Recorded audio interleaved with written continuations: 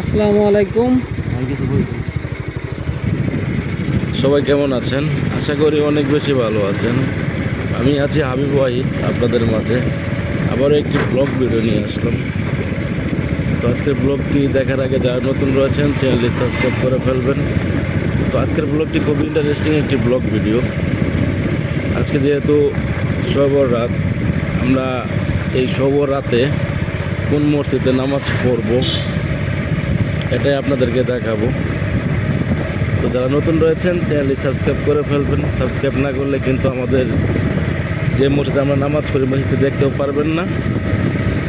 তো আমরা কিন্তু অলরেডি বাইক দিয়ে বের হয়ে গেছি।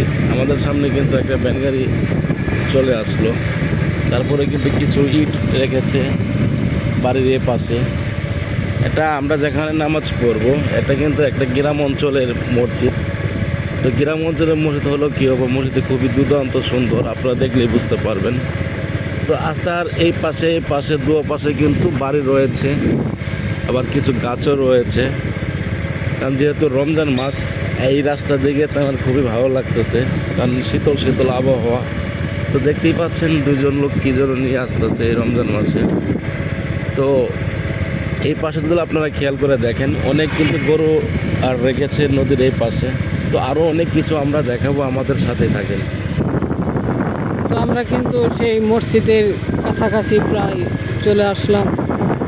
তো আপনাদের ভালোবাসা পাওয়ার কারণে